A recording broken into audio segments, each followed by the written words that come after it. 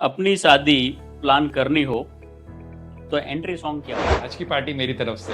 शादी वाउस का एक सीक्रेट सोर्स क्या है जो कोई और कॉपी नहीं कर सकता? दिल से इन्वॉल्वमेंट, सब कुछ दिल से करते हैं। हल्दी जो अंदर की मस्ती है, जो बचपना है, वो सब बाहर आ रहा है। वन वेडिंग ट्रेंड जो दिल से पसंद है और एक जो तुरंत रिटायर हो जाना चाहिए। आजकल लोग क्या करते हैं कि इंस्टाग्राम के हिसाब से चलते हैं कि नहीं ऐसा होना चाहिए। Why you thought to start shaadi vows?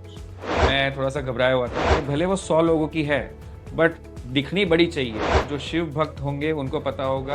आपके हिसाब से क्या ये एक टाइप का सॉफ्ट है उसमें कुछ चीजें, या आज भी हर चीज जो है उसमें उतने ही इमोशंस होते हैं? जो वो मिलाप होता है विदाई के टाइम पे, वो कभी शो ऑफ नहीं होता। जीपीएस करते हैं ना कि भैया जाना तो दोनों रास्ते से मिलेगा, बट कौन सा रास्ता आपको देना है, आपको देखना है।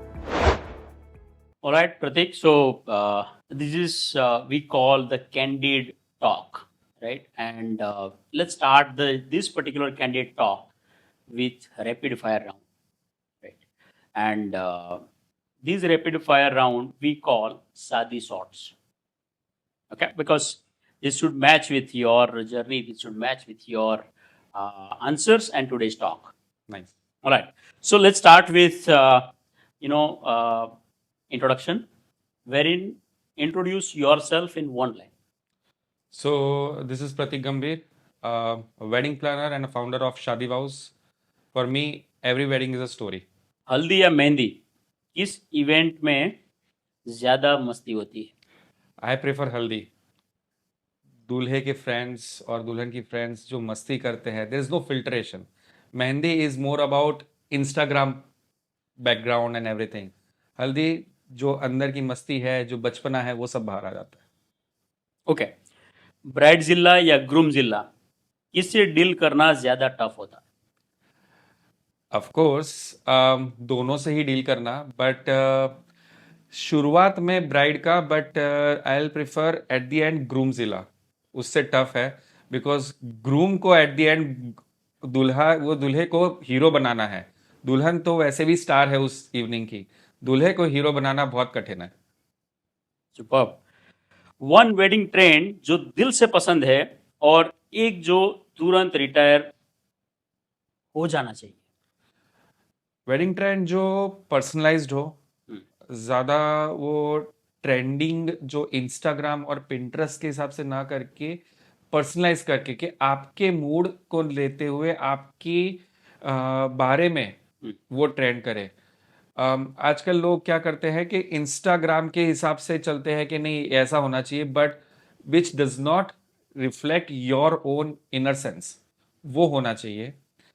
रिटायर में ऑफ कोर्स ये जो हेलीकॉप्टर है या ये बग्गी पे एंट्री करना है, ये सब स्टंटबाजी है। सॉरी, वो सब बंद होना चाहिए। पर्सनलाइज हो, अच्छा लगता है। अगर अपनी अपनी शादी प्लान करनी हो तो एंट्री सॉन्ग क्या होगा? आज की पार्टी मेरी तरफ से। सब लोगों को एंट्री के टाइम पे बोलूंगा, ये सारी जो पार्टी है सिर्फ मेरे लिए नहीं हो रही है, आपके लिए भी हो रही है, वो मेरी तरफ से है। क्या होगा आपके हिसाब से? वेडिंग प्लानिंग में सबसे अंडररेटेड स्किल क्या है? अंडररेटेड स्किल मैं बोलूँ, पेशेंस। एक्सेल शीट बनाना, ये आपके सब डिटेलिंग लेना, सब लोग कर सकते हैं। एक एक्सेल शीट दे दूं कि ये है, वेंडर के साथ बात करना है, एजेंसीज के साथ बात करना है, डेकोर बताना, वो सब कर लेंगे। बट फैमिली है, ब्राइड के माँ चाचा, ग्रूम के मम्मी पापा चाचा, उनको हैंडल करना, पेशेंस, वो अगर आपने सीख लिया, आप कुछ भी कर सकते हैं। शादी वाउस का एक सीक्रेट सोर्स क्या है जो कोई और कॉपी नहीं कर सकता? दिल से इन्वॉल्वमेंट, सब कुछ दिल से करते हैं, पेशेंस रखते हैं, और नो टेम्पलेट, सब कुछ अपने आप करते हैं। Who would who would you trust to plan your own wedding? आप अपना नाम नहीं बता सकते। दो तीन है मेरे फ्रेंड सर्कल में इवेंट मैनेजर्स, नाम नहीं लेना चाहूँगा अभी, बट हाँ, जिनके साथ मैं काम कर चुका हूँ, जिनके साथ, जिनको देखते हुए ही मैं सीखा हूँ, उनसे है इसी सर्कल में। तो चाहूँगा कि वो प्लान करें, क्योंकि उनका जो तरीका है थोड़ा हटके है। मैं भी उन्हीं से सीखता हूँ। कुछ मदद चाहिए तो मैं उन्हीं से लेता हूँ। इवेंट मैनेजर्स यहाँ पे कोलैबोरेशन वाले लोग हैं, नहीं कंपटीशन के लिए, तो they will of course help me out. Okay, Pratik. So now let us enter into the detailing of this particular candid talk, and let us start with your uh, initial days. Let us start with your beginning, and उसके बारे में बताइए कि how it was all started, uh, why you thought to start Sadi Vows. So it was not about शादी vows. शादी vows तो एक company है, बट वेडिंग प्लानिंग स्टार्ट करना, इवेंट स्टार्ट करना long back when I started, when I did my wedding planning for my sister-in-law. Ahmedabad में शादी होनी होनी थी। वो लखनऊ से है। सो पूरी प्लानिंग यहाँ पे, खाना पीना, वेन्यू, सब कुछ अरेंजमेंट्स देखना, तब कुछ लगा कि कुछ इवेंट से रिलेटेड कुछ तो कर सकते हैं हम। Back in college days also freshers party, सारे अलग अलग पार्टीज को किया है, पर तब तब रियलाइज नहीं हुआ था। But wedding was the thing कि हाँ, ये कुछ क्रिएटिविटी है जो हाँ मैं कुछ कर सकता हूँ, बट कोई सपोर्ट नहीं मिला था। After few years I was working with a company, catering company, और जहाँ पे मेरे एमडी ने सपोर्ट करते हुए बोला कि लेट्स स्टार्ट, मतलब पुश किया, सपोर्ट भी नहीं बोलूँगा, पुश किया कि इवेंट कंपनी स्टार्ट करते हैं। और आई वॉज मैं थोड़ा सा घबराया हुआ था, तो उन्होंने बोला कि नहीं नहीं करते हैं, and you will look after that.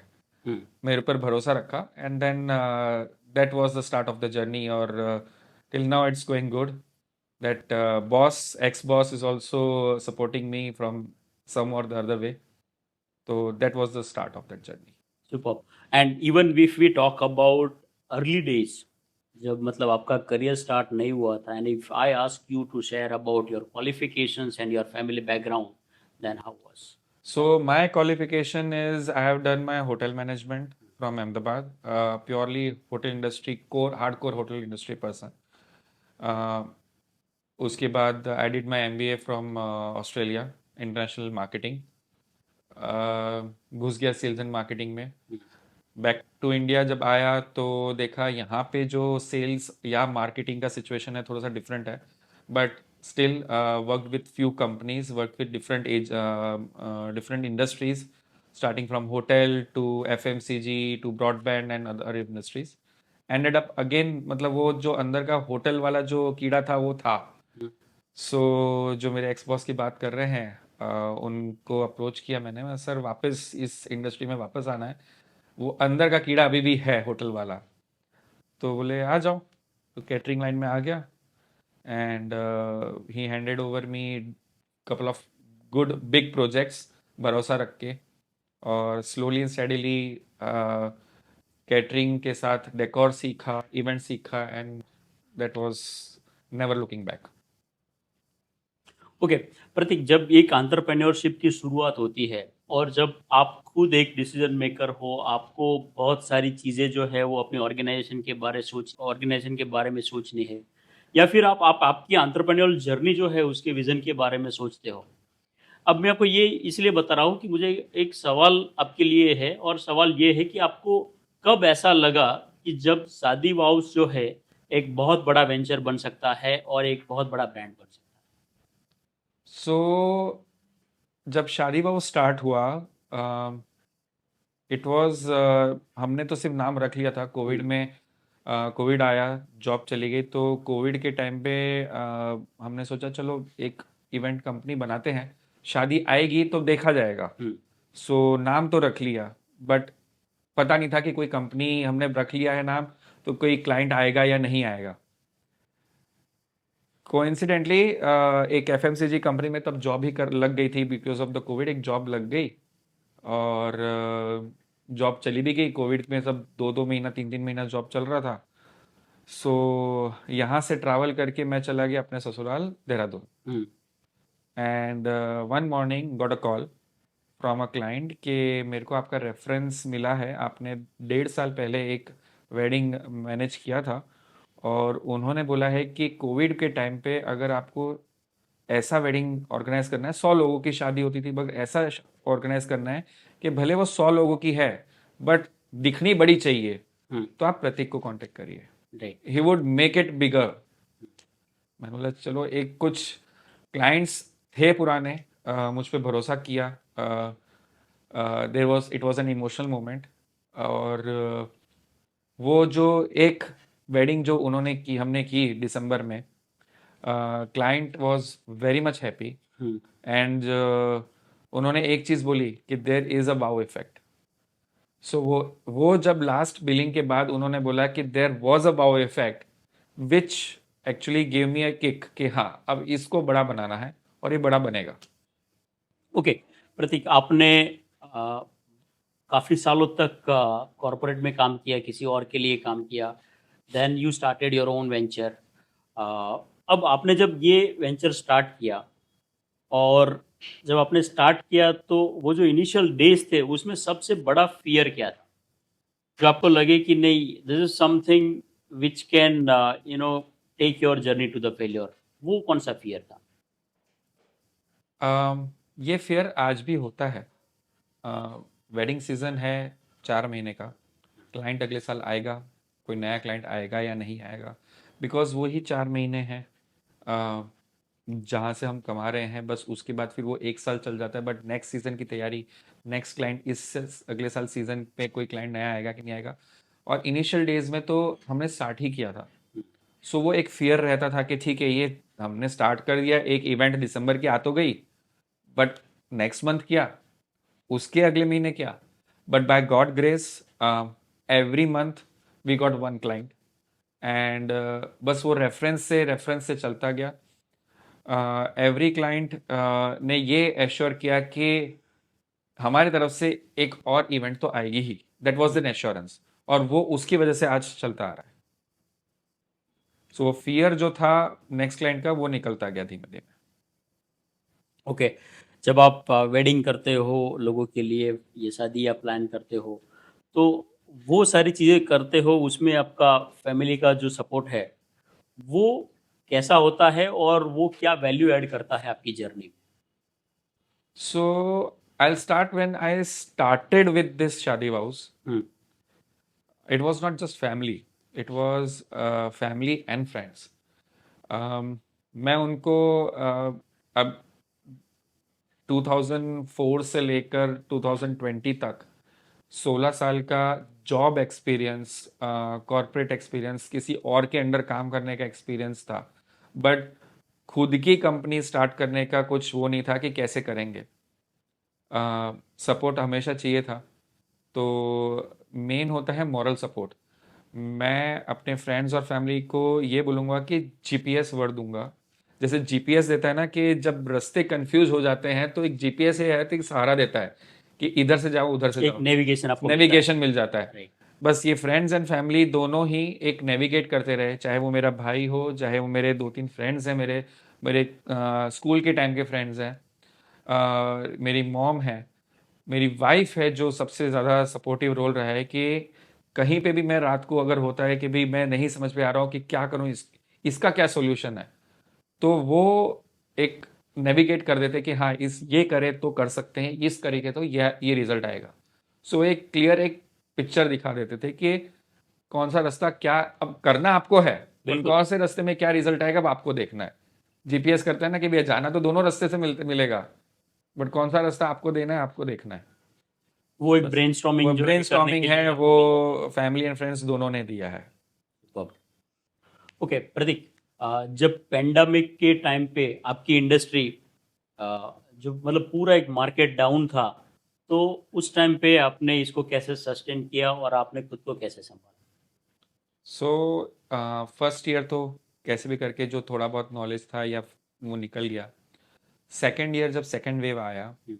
तो बीच बीच में बहुत सारे वेव गैप्स आए, सॉरी, बीच में गैप्स आते रहे कि कैसे रहेगा। गवर्नमेंट ने कुछ खोले, कुछ फिर बंद किए, प्रॉब्लम्स आ रही थी। उस टाइम पे एक ही यही मेरे फ्रेंड्स और फैमिली, मतलब जो भी था, उन्होंने गाइड किया कि let's take a pause, reset, hmm. Training. जो ऑनलाइन से ट्रेनिंग ली कि क्या किया जा सकता है, कुछ नए नए एक्सपेक्टेशंस। कोविड के बाद लोगों की एक्सपेक्टेशंस एंड वो सब बहुत ही जो थिंकिंग थी पूरी बदल गई। जब हम प्री कोविड बोलते हैं तो कोई भी नहीं बोलता कि 100 लोगों के अंदर या 50 लोगों के अंदर शादी हो सकती है या कोई फंक्शन हो सकता है, कोई इमेजिन ही नहीं कर सकता। बिल्कुल। आज की डेट में भी सूरत में 2000 से नीचे की शादी होती ही नहीं है, बट 100 लोगों में शादी करना, वो भी इतनी बड़ी करना, तो लोगों ने वो सीख लिया, बोले हो सकती है। नए नए फंक्शंस हैं, बेबी शावर्स हैं, ये सब नए नए फंक्शंस हैं, तो वो ट्रेनिंग एक कर लिया कि भाई पॉज लो, कुछ नए ट्रेनिंग लो। आज की डेट में भी मैं रिसेंटली एक मास्टर क्लास ट्रेनिंग लेकर आया था इवेंट की। So for me at this age or at this time age well, training is necessary, चाहे वो मैं दूं या लूं। वो एक ऑन गोइंग प्रोसेस है, और ताकि वो अपने नॉलेज को आगे बढ़ाता रहे और ये आगे हम उसको अप्लाई करते रहे। सो प्रतीक, ये जो एंटरप्रेन्योर जर्नी है आपका, उसमें कभी ऐसा हुआ कि आपको ऐसा लगा कि ये डिसीजन मैंने एक गलत डिसीजन ले लिया? और अगर समझो कि ऐसा हुआ, तो उस टाइम पे वो कौन सी चीज़ थी जिसने आपको स्ट्रांग बनाया, जिसने आपको बोला कि नहीं चलो इसको, वो एक मोटिवेशन की तरह आपके लिए हो, और उसने आपको फिर से खड़ा किया? अम, गलत डिसीजन तो मैं मतलब हर रात को सोचता हूँ कि क्या एज अ वेडिंग प्लानर मैंने गलत डिसीजन लिया है। It is not easy, competition बहुत बड़ा है। कभी सोचता हूँ कि क्या मैंने खुद का स्टार्ट करके बहुत बड़ी गलती कर दी। चलो वेडिंग प्लानर तो ठीक है, किसी और कंपनी में भी जाके कर सकता था। अम, क्या मैंने वो गलती तो नहीं की। बट जब भी एक वेडिंग ख़त्म होती है ना, वो या तो उस दिन या तो कुछ टाइम के बाद, डिपेंड ऑन द क्लाइंट्स के हम्म। हिसाब से, मगर वो एक थैंक यू मैसेज जो आ जाता है, चाहे वो शॉर्ट हो या लंबा सा हो। बिल्कुल। मोबाइल में इतने सारे मैसेजेस हैं, थैंक यू मैसेजेस हैं, कुछ इतने इमोशनल मैसेजेस हैं क्लाइंट्स के। अब मैं उनको क्लाइंट्स नहीं बोलूँगा, फ्रेंड्स बोल दूंगा, हम्म। बिकॉज आफ्टर दैट वो लोग खुद हम मेरे को एज अ फ्रेंड मानते हैं। कुछ दो तीन क्लाइंट्स ऐसे लोग हैं कि वो आज की तारीख में भी फ़ोन करके पूछते हैं प्रतीक जी कैसे हो, कोई काम नहीं है। और राइट। अगर 2-3 महीने के बाद अगर मेरा कोई फेस्टिव मैसेज नहीं जाता, तो फ़ोन करते प्रतीक ठीक हो ना। राइट। चाहे उनकी वेडिंग मैंने 5-6 साल पहले की हो, बट वो आज की डेट में भी पूछेंगे। सो वो जब emotional message during off season हो या सीजन हो, उससे कोई मतलब नहीं, मगर अगर मैसेज नहीं गया या नहीं आया, तो वो एक इमोशनल टच करता है कि नहीं, कुछ तो अच्छा काम किया है। बिल्कुल। ओके प्रतीक, आपने बहुत सारी शादियाँ करवाई है, एंड उसमें से कोई एक इमोशनल मोमेंट आप शेयर कर सकते हो जो आपको लगे कि नहीं, दैट वाज वन मोमेंट जो आज भी आपको याद है? आ, हर एक वेडिंग मेरे लिए बहुत इमोशनल रही है। जैसे ही विदाई होती है, आई मेक श्योर कि ड्यूरिंग विदाई के बाद लेट तक मैं रहूं, और वहाँ पे ही देखूं विदाई एज अ फैमिली मेम्बर, हम्म। क्योंकि जब तक पूरी वेडिंग होती है, पूरी प्लानिंग से लेकर वेडिंग तक मैं एज अ फैमिली मेम्बर बन जाता हूँ।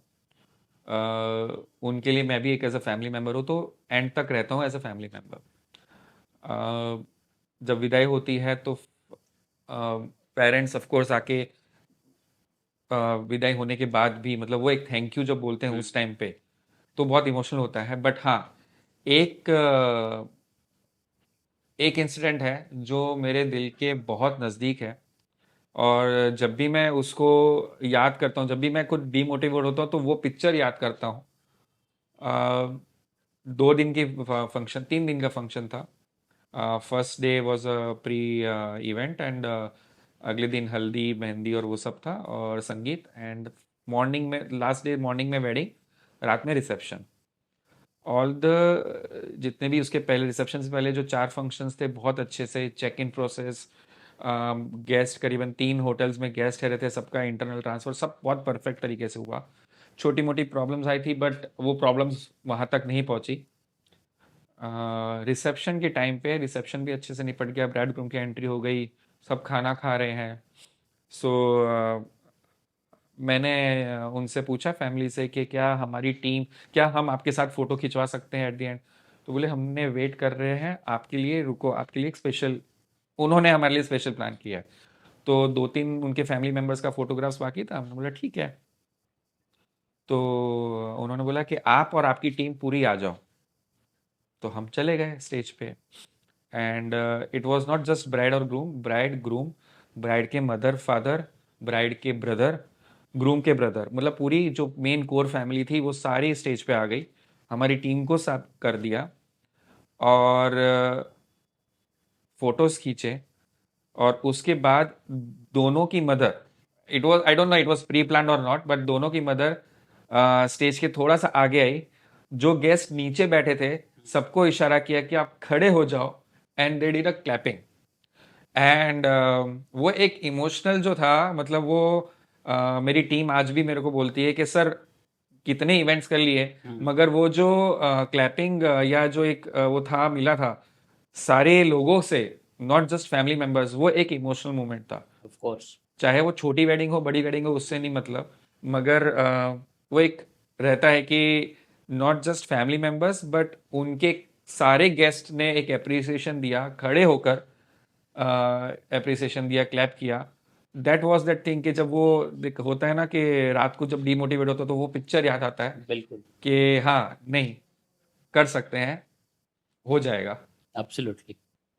बहुत इमोशनल स्टोरी आपने बताई Prateek, and now let us enter into a different segment, and थोड़ी पर्दे के पीछे की जो सच्चाई है उसके बारे में बात करते हैं। जब हम आज के इस पर्टिकुलर टाइम को देखते हैं, और it is a time where बहुत सारी चीज़ें शो ऑफ के लिए लोग करते हैं, है ना?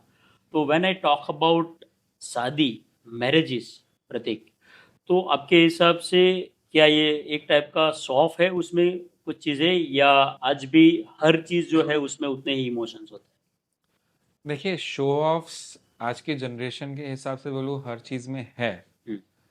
बट कुछ हद तक ही है। एट द एंड जब वो माँ बेटी और फादर और डॉटर के बीच में जो विदाई के टाइम का हग होगा ना, जो वो मिलाप होता है विदाई के टाइम पे, वो कभी शो ऑफ नहीं होता। वो, और उसके बाद जो इमोशंस उस टाइम पे आते हैं शादी हो जाने के बाद के इमोशंस, वो सारे शो ऑफ्स को साइड में रख देते हैं। वो एक रियल होता है, वो कभी शो ऑफ नहीं होता। ओके, एक और पर्दे के पीछे की बात प्रतीक का, कि जब आप क्लाइंट से आप डील करते हो, आप क्लाइंट से बात करते हो, तो क्लाइंट्स जो है वो सबसे ज़्यादा किस चीज़ों किस चीज़ों में उनकी क्वेश्चंस या उनका इन्वॉल्वमेंट होता है जब आप प्लानिंग करते हो? सो जब हम प्लानिंग करते हैं, एक तो मेन क्वेश्चंस आता है कि नया ट्रेंड क्या हम्म, चल रहा है।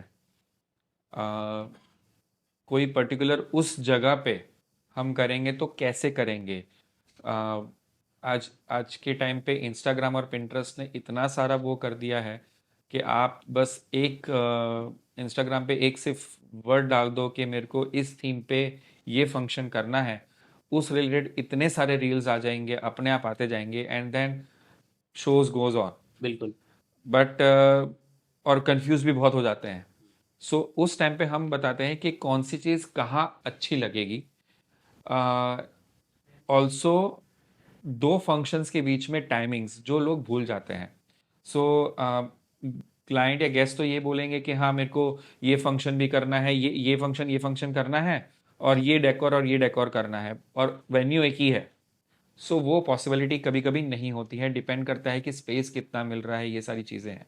सो वो हम उनको गाइड करते हैं कि ट्रेंडिंग तो है, but depend on the venue and the time, we have to think over. और उसमें ऐसा कभी होता है कि जहाँ पे वो आपको अंडर एस्टिमेट करते हैं कुछ चीज़ों के लिए, और वो क्लाइंट सबसे ज़्यादा अंडर एस्टिमेट करता है टाइम को लेकर, या क्लाइंट को ऐसा लगता है कि सब कुछ हो जाएगा। अ, बहुत बार ऐसा हुआ है जहाँ पे जहाँ 3-4 महीने की जो प्लानिंग होती है, क्लाइंट बोलते हैं 1 महीने के अंदर हमको सब कुछ करना है, हम्म, जो पॉसिबिलिटी नहीं होती है। सी, वेडिंग्स जो होती है वही पर्टिकुलर डेट्स हैं। राइट। मैं अगर नवंबर की वेडिंग लेकर बैठा हूँ तो वो कभी कभी अप्रैल से भी स्टार्ट कर देता हूँ प्लानिंग, कभी कुछ जुलाई में भी क्लाइंट आते हैं, अप्रोच करते हैं, डेट फाइनलाइज करते हैं। कुछ अक्टूबर में भी आते हैं कि सर हमारी अभी अभी डेट नक्की कंफर्म हुआ है और नेक्स्ट मंथ है। बट डेट वही है, टीम भी उतनी ही है, बिल्कुल। It's a man power game, और जगह भी उतनी ही है। करेंगे तो कहाँ करेंगे और कैसे करेंगे? सो टाइम जो होता है ना वो अंडर एस्टिमेट कर लेता है, because wedding is like a marathon. Hmm, तो वो हमें टाइम लेते हुए ही चलना है, वो स्प्रिंट नहीं है कि हाँ बस गया और फटाफट भाग लिया और लेकर। मैराथन की तरह हमें लंबा दौड़ना पड़ेगा, पहले slowly slowly and that last में स्प्रिंट करेंगे तो हो गया, फिर तो कुछ कह नहीं सकते कि किसने संभाला किसने नहीं संभाला, वो सारी चीज़ें हैं। सो टाइम एक मैनेजमेंट करना बहुत वो है जो क्लाइंट बहुत अंडर एस्टिमेट करता है।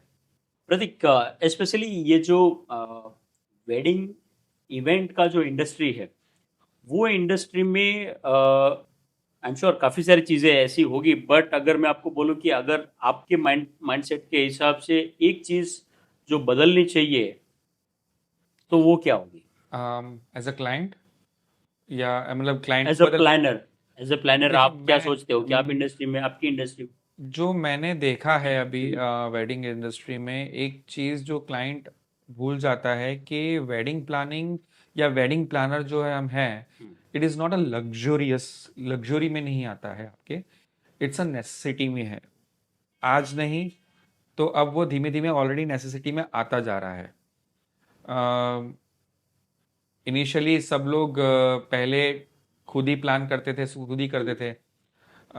टैक्स, आप अगर टैक्स पे कर रहे हैं, आईटी कर रहे हैं तो खुद ही करते थे, मगर अब आज सीए की ज़रूरत पड़ रही है, तो उसी तरह से वेडिंग प्लानर की भी ज़रूरत पड़ रही है। बिल्कुल। अब नहीं होगा, मतलब आपसे नहीं हो, क्योंकि जो ट्रेंड बदलता चाह रहा है वो बहुत ही डिफरेंट होता जा रहा है, और उसके लिए वेडिंग प्लानर की ज़रूरत आएगी। नेक्स्ट ट्रेंडिंग में यही होता जाएगा। सो वो एक नेसेसिटी होती जा रही है। सो हमको भी माइंडसेट चेंज करना पड़ेगा कि it is not a luxurious thing, it's a necessity thing. Okay.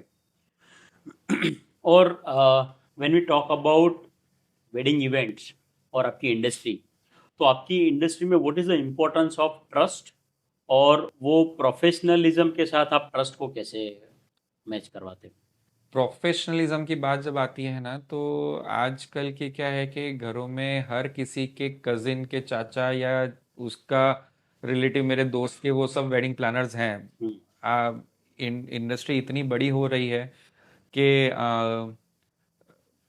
एक क्लाइंट से जब मिलने गया तो बोल रहा है कि मेरा डीजे ही सब कुछ कर लेगा। अब डीजे ही अगर इवेंट मैनेजमेंट करने वाला है तो फिर इवेंट मैनेजर का कोई काम नहीं है। बट वो प्रोफेशनलिज्म लोगों को समझना पड़ेगा, which is very much tough.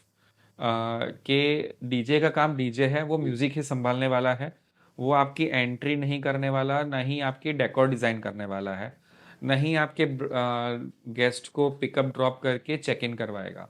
सो वो छोटी छोटी चीज़ें होती हैं, वो लोगों को, बहुत कम लोगों को समझ में है। मतलब ये बोलूँगा कि अब आ रही है, बट अभी भी कम लोगों को है कि वेडिंग प्लानर का रोल क्या है।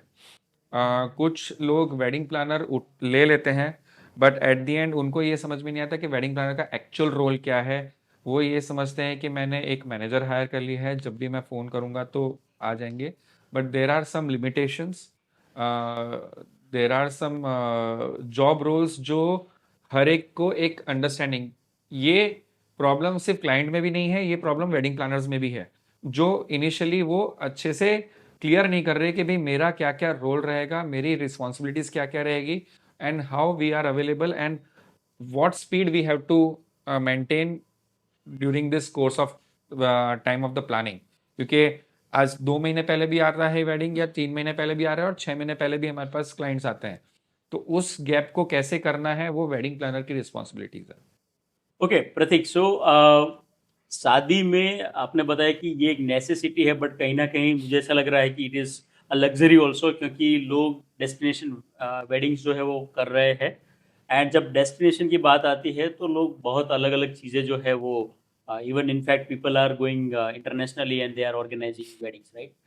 तो आप ये पर्टिकुलर जब जो डेस्टिनेशन सिलेक्शन की बात है, तो उसमें व्हाट आर द आइडियाज और what are the recommendations you can make which can not only help you in your journey, but that can help other wedding planners or the event planners?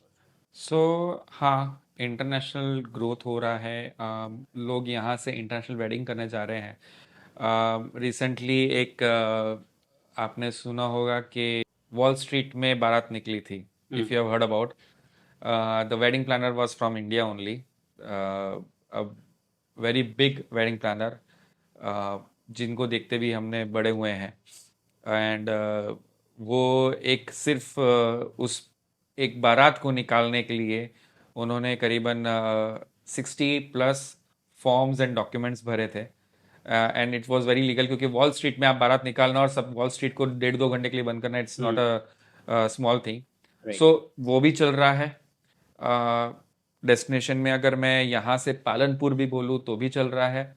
But अगर मैं ये सब बोलूँ कि सब लोग luxurious point of view से है, इसको हम नेसेसिटी पॉइंट ऑफ व्यू से जो मैं बोल रहा था उसको अगर करना चाहें और इसको बहुत बड़ा लग्जरियस ना बनाना चाहें, तो देर आर डेस्टिनेशन। जो शिव भक्त होंगे उनको पता होगा त्रियुगी नारायण टेम्पल, इंडिया का, जहाँ पे आज की टाइम पे जो हवन है वो तीनों युगों से, जब शिवजी और पार्वती ने विवाह किया था, वो आज भी वो जो हवन कुंड है, वो हवन है, पवित्र हवन, वो अभी भी चालू है। और वहाँ पे आपका, जहाँ पे आपका जो खाने का जो यहाँ पे आपका बजट होता है 3-4 लाख 5 लाख, वहाँ पे आपकी पूरी वेडिंग हो जाएगी 50 लोगों में। आप यहाँ से हरिद्वार जाइए, हरिद्वार से लेकर वहाँ पे पहुँचने तक 2 दिन का इवन वेडिंग करवा के, पंडित जी का सब कुछ करवा के, वहाँ पे 2 लोग 2 टाइम का पार्टी वार्टी करके वापस आ जाइए हरिद्वार। 3 से 4 लाख में आपका सब कुछ हो जाएगा। क्या बात। 40 to 50 पीपल, इंटीमेट वेडिंग, और ऐसी जगह पे जहाँ पे शिवजी और पार्वती ने शादी की थी। बहुत ही छोटी सी जगह है, और अभी अभी बहुत अपकमिंग होने वाला है कुछ आने वाले सालों में। मेरे कुछ पहचान वाले क्लाइंट्स जो दिल्ली से हैं, उन्होंने वो प्लानिंग इस तरह से कर रहे हैं कि वेडिंग वहाँ करेंगे और नियरेस्ट प्लेस जो देहरादून या मसूरी है वहाँ पे जाके बाकी की पार्टीज कर देंगे बाकी के लोगों की। बट परिवार को लेकर वहाँ पे चले गए 40 लोगों को, and at a good intimate wedding किया जा सकता है, पॉसिबिलिटी है। Super, very interesting. Destination with a small इसके अलावा और कुछ रिकमेंडेशंस या फिर आप कुछ मैसेज जो हमारे व्यूअर्स है उनको देना चाहते हो? एक ही मैसेज के लग्जरियस ज़रूरी नहीं है कि लग्जरियस पैसों से ही होगा या दिखावे से ही होगा। अगर आप कम लोगों में भी प्लान करना चाहें तो आप कर सकते हैं। वेडिंग प्लानर सिर्फ मैं नहीं, कोई भी वेडिंग प्लानर है जो अच्छा वेडिंग प्लानर होगा, कम से कम 4-5 साल का एक्सपीरियंस वाला होगा मिनिमम, उनके पास बहुत सारे आइडियाज़ होंगे। So please approach any good wedding planner who will give you an idea as per your budget और as per your number of people, किस तरह से कितनी इंटीमेट करनी है। हाँ, वापस से मार्केट खुल गया है, 600 लोग 1000 लोगों का हो गया है, बट लोग डर रहे हैं कि जो वेडिंग प्लानर है वो लग्जरियस वालों के लिए है, जो 400-500 लोगों के, हमारे लिए नहीं है। सर, हम भी आपके लिए भी वेडिंग प्लान कर सकते हैं, आपके लिए इवेंट प्लान कर सकते हैं, और सिर्फ ज़्यादा लोगों में नहीं और छोटे कम लोगों में भी किया जा सकता है। Superb. Thank you so much, Pratik, for sharing all your insights, experience, and the fantastic journey. Thank you very so much. much. Thank you.